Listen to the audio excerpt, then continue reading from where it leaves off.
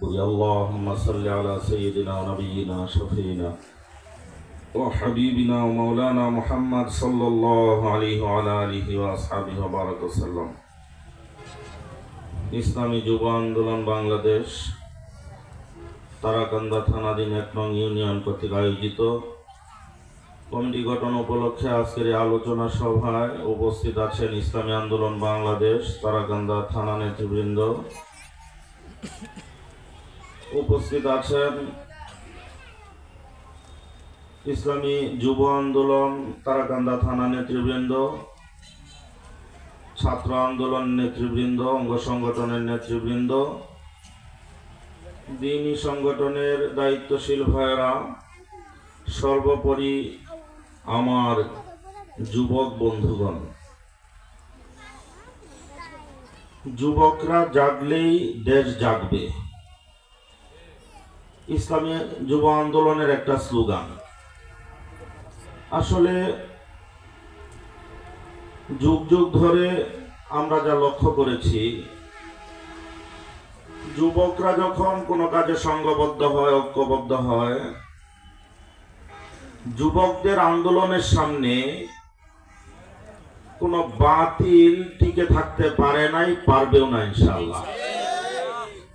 এই জন্য আমি আশা করি, আমি বিশ্বাস রাখি, আজকে যে যুব আন্দোলনের কমিটি যে কয়েকজনের নাম ঘোষণা করা হয়েছে, বাকি কমিটি পূর্ণাঙ্গ হবে। এই ইউনিয়নে যদি এই যুবকরা শুধু দাঁড়িয়ে যায়, কোনো বাতিল, কোনো অন্যায় মাথা চারা দিয়ে উঠতে পারবে না ইনশাআল্লাহ। আমরা অনেক অন্যায় দেখেছি, অনেক অন্যায় সহ্য করেছি। আমি ইসলামী আন্দোলন বাংলাদেশ করি, মাথায় টুপি দিয়েছি, গায়ে লম্বা জামা পরেছি, আমার গায়ের ভিতরের লাল রক্তটুকু কালো বানাই নাই। আমি আজকেও শুনেছি এই এলাকাতে একটা দুর্ঘটনার কথা, কথাবার্তা পরিষ্কার। অন্যায় যেভাবে দমন করা উচিত সেভাবেই দমন করা হবে ইনশাআল্লাহ।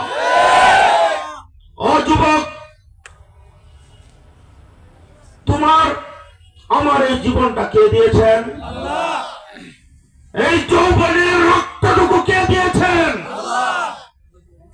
আল্লাহর দেওয়া রক্ত আল্লাহর জন্য বিলীন করে দেব, রাজি আছো তো ইনশাআল্লাহ?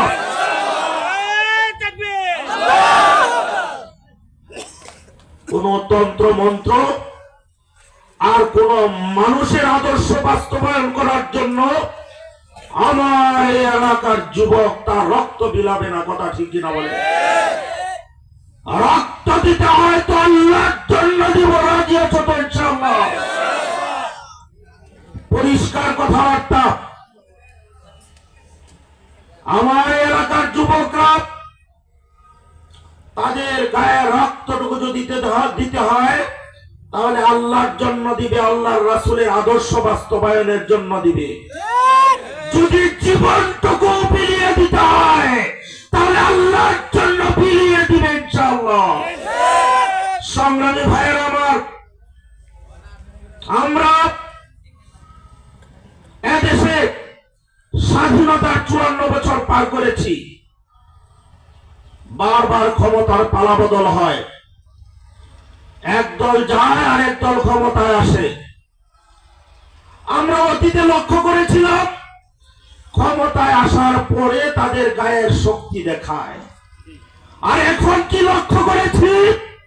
শুধুমাত্র ক্ষমতার স্বপ্ন দেখেই গায়ের শক্তি দেখাতে চেষ্টা করে। এই শক্তি দমন করার জন্য এদেশের যুবকরাই যথেষ্ট ইনশাআল্লাহ। সংগ্রামী ভাইয়েরা আমার, আমরা বিগত 24 জুলাই আগস্টের সংগ্রাম আন্দোলনে একটা স্বপ্ন দেখেছিলাম, একটা আশা করেছিলাম, আমাদের এদেশে আর খুন হবে না,